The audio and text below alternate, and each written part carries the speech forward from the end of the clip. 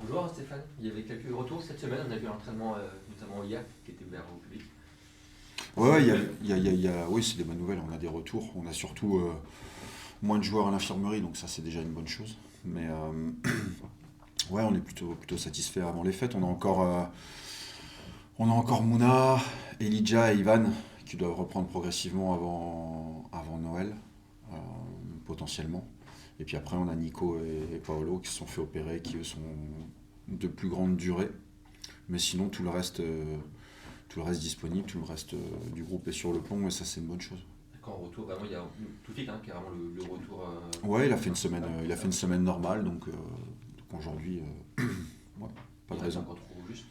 Pardon? Ivan c'est encore trop juste, il a dit. Ouais, Ivan, voilà, c'était une blessure assez sérieuse. En tout cas, c'est un jeune joueur, on est vigilant, faut pas faire n'importe quoi. On arrive sur une fin d'année. Là, il reprend, il a qu'une envie, c'est d'être là, mais voilà, on tempère un peu les choses, et puis, mais bon, je pense que c'est malgré tout, voilà, si c'est pas la semaine prochaine, ça sera un peu avant les fêtes, ouais.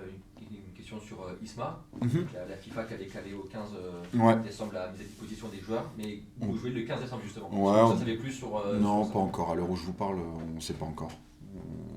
Sur la mise à disposition, sur la date exacte. Donc non, on ne sait pas encore. Ce qui est sûr, c'est que notre match décalé au lundi fait que. Mais voilà, aujourd'hui, il est focus sur le match de demain, et puis on verra comment on s'articule dans les prochains jours, notamment au début de semaine. Voir s'il part avant, s'il part un peu plus tard, s'il est capable d'être là ou pas. Contre Tours, il n'était pas là, il Mm. n'était pas dans le groupe. Est-ce qu'il était forfait ou c'était pour, entre guillemets, s'habituer à jouer sans Laurent? Ouais, c'était un peu, il y avait un peu de ça. Aujourd'hui, Isma est un des joueurs qui joue le plus depuis le début de saison, hein. Il enchaîne tous les matchs de championnat, et quand il part en sélection, généralement, il est sollicité aussi. Donc, il faut être vigilant. Et puis, je trouvais que c'était le bon moment aussi pour voir à Nice, mais voir à Nice aussi dans des conditions sans Isma. Et puis faire aussi en sorte que le groupe s'habitue aussi à ne pas le voir pendant un certain moment. Alors j'espère pour lui le plus longtemps possible, pour nous un peu moins. Mais voilà, je pense que c'est important aussi quand des cadres ne sont pas là, de pouvoir s'habituer, d'autres se révèlent. Euh, voilà, pour toutes ces raisons-là, on a fait en sorte j'allais dire de le protéger cette semaine-là, mais en même temps de s'habituer à aussi. Il y a une sorte de jeu de concurrence enfin, tu veux soulever un petit peu ça par rapport aux jeunes qui sont dans ce groupe, qu'ils arrivent à se mêler à cette concurrence justement. Ouais, mais en fait, je suis toujours parti du principe que ça se fait de manière très progressive. Et, et oui, c'est une logique, je dirais, implacable. Voilà, il y a des jeunes qui attendent leur heure. Alors, soit vous êtes capable d'être là et de vous poser sur le terrain et de montrer que, ou vous vous installez progressivement. C'est plutôt ce que j'aime faire.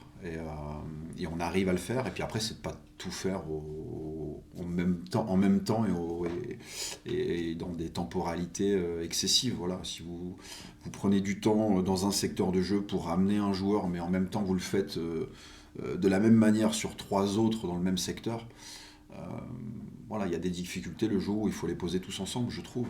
Voilà. Et il y a cette adaptation-là à avoir. Il y a la faculté d'avoir des joueurs pas majeurs, mais avec un peu plus de maturité qui permettent d'accompagner et faire en sorte que quand on installe un jeune dans l'équipe, on ne sente pas,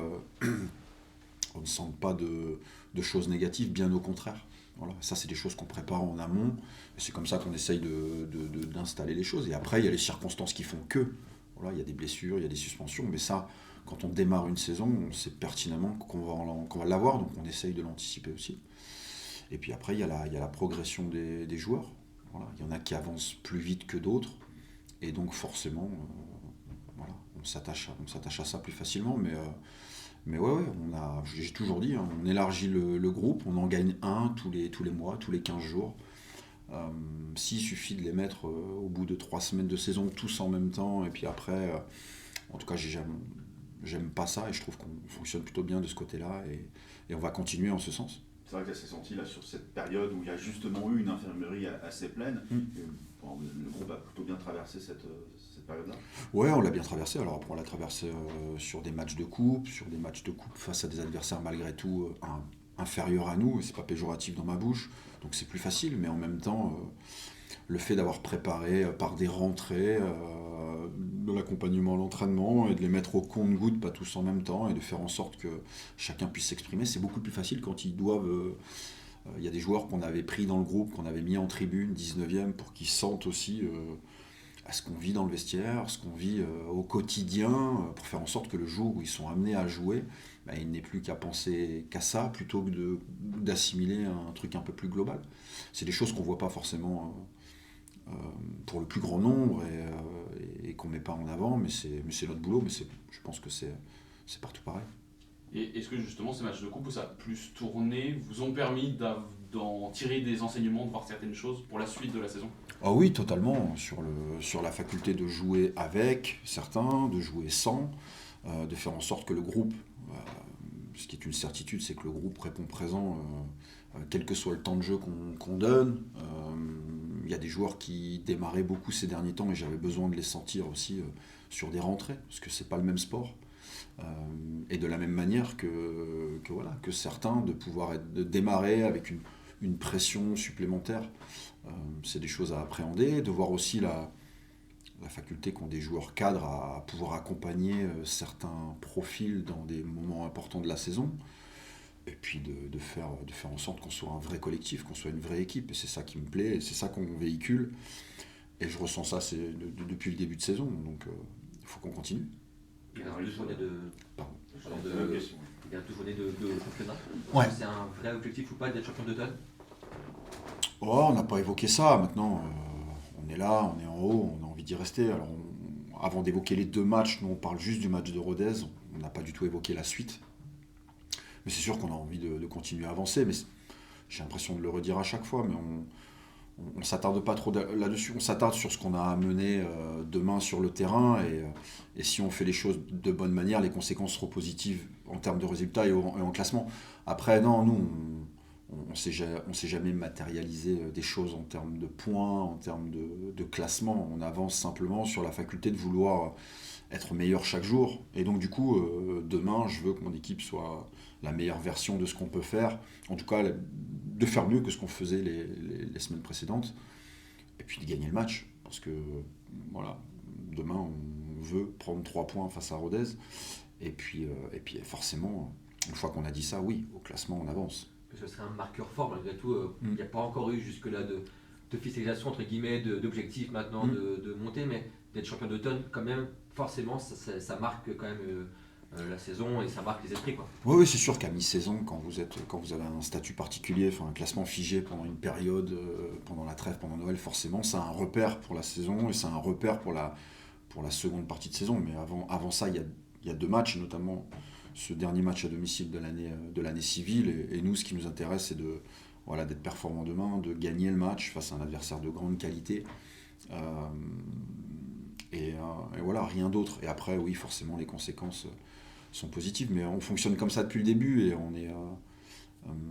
on a envie de rester là-dedans. Même si forcément, c'est toujours très très agréable et on se prend en jeu. C'est logique. C'est agréable, est-ce que d'un certain aspect, ça peut être fatigant ou un peu usant d'être comme ça, de faire la course en tête depuis maintenant plus de 2 mois, on parle beaucoup de vous en bien, mais d'un autre côté, qu'on parle beaucoup de vous, ça peut aussi avoir ce côté un petit peu usant, à garder aussi tout le monde un peu sous cloche. Est-ce qu'il y a une partie de... Bon, déjà, je ne sens pas beaucoup qu'on parle beaucoup de nous, en tout cas nous on ne le ressent pas. Je veux dire, on n'a pas un excès de choses particulières, donc déjà c'est plutôt tempéré de notre côté. Et puis, oui, non, forcément, je trouve pas. Voilà, après le match de Saint-Étienne il y a 3 semaines, on aurait pu penser que... parce que forcément, on jouait un adversaire plutôt direct dans notre zone de classement, et au contraire, on est resté très, très calme, très serein, et puis on a avancé, puis on était gagné à Laval, et puis on est reparti. Je sens pas ça de la part de l'équipe. Je sens que c'est vraiment... on en tire une force d'être là-haut. Ça, c'est une certitude, parce que c'est un groupe qui a confiance et qui a continué à construire sa confiance, et on le véhicule tous les jours. Et en même temps, on véhicule beaucoup d'humilité et de faculté à savoir que dès qu'on sort un peu du cadre, on est à la merci de n'importe qui. Donc aujourd'hui, on est plutôt sur ces 2 aspects qu'on essaye d'équilibrer, nous, staff, Antoine, le groupe, les cadres, et ça a réussi plutôt bien.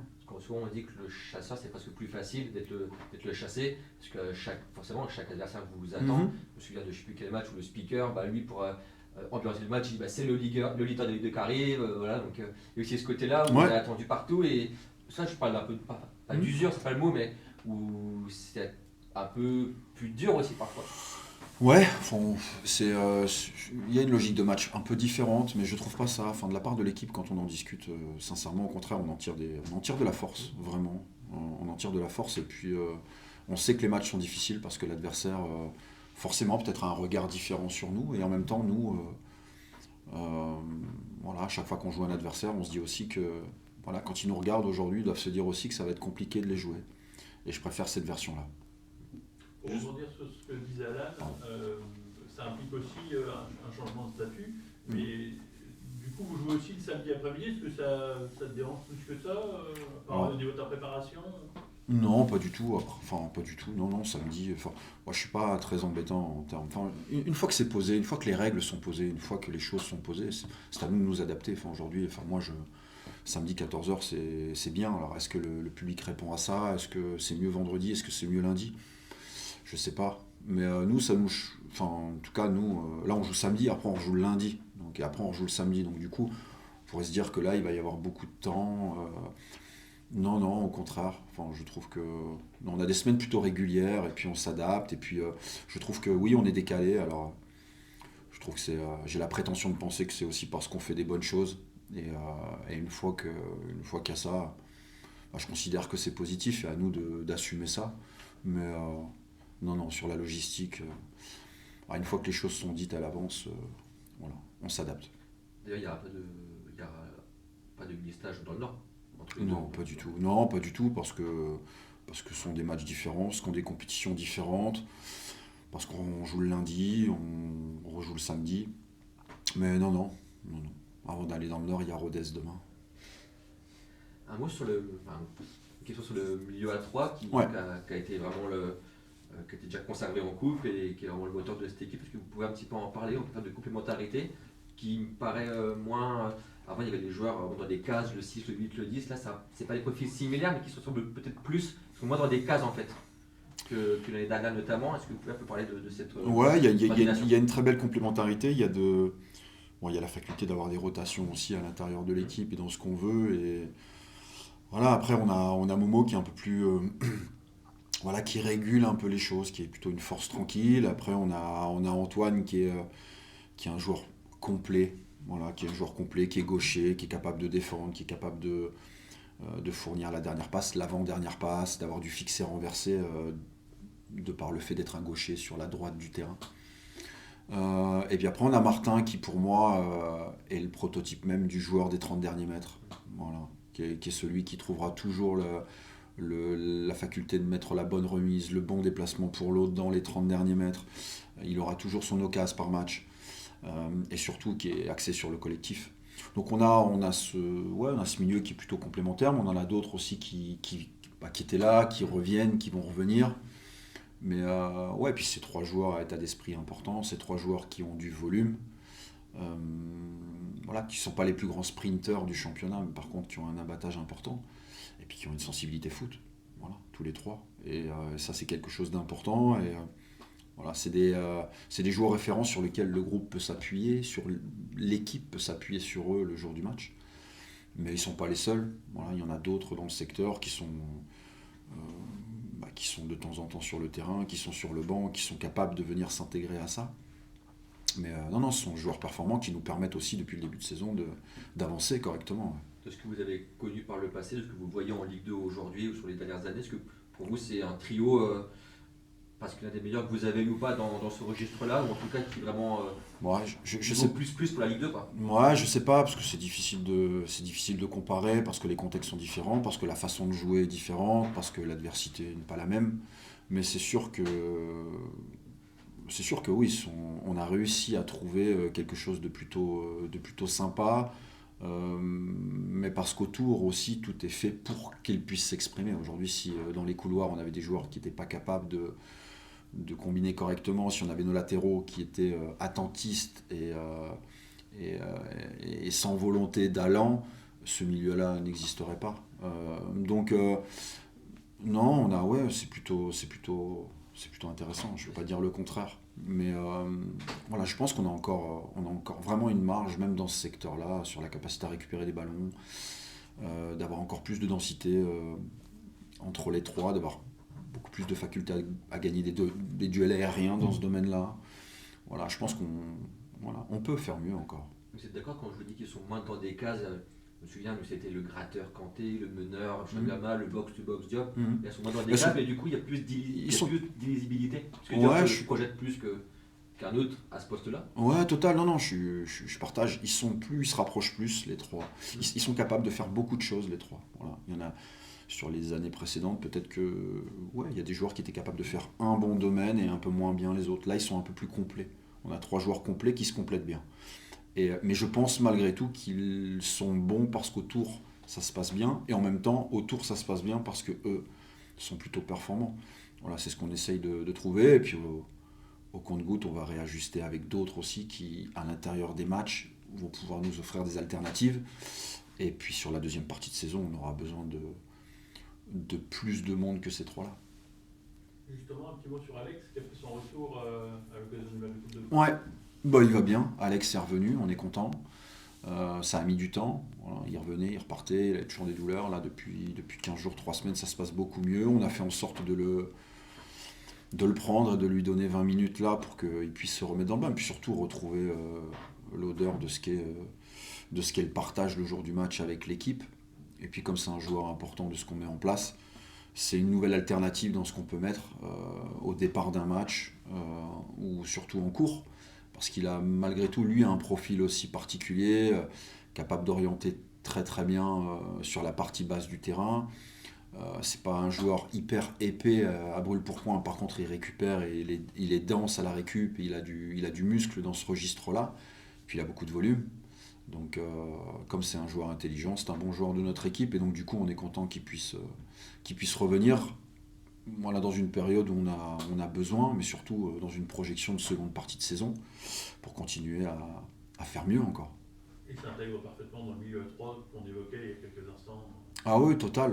Bah, de toute façon, au départ de la saison, il est là et il est partie prenante de ce qu'on veut mettre en place. Et il sera dans la deuxième partie de saison. Il est prêt là pour jouer 1 heure, voire un peu plus? Ah, à mon sens, oui. Après, est-ce qu'il le fera ou pas? Oui, mais il est aujourd'hui... Après, vous savez, moi, on est vigilant avec certains, mais bon, de par mes principes à moi et de par ce que j'ai été, je trouve que parfois, il n'y a pas besoin de remettre 2 mois pour jouer au football. Je pense que parfois, il faut forcer aussi un peu le fait de jouer pour pouvoir redémarrer un peu plus vite. Voilà, pour moi, il est prêt.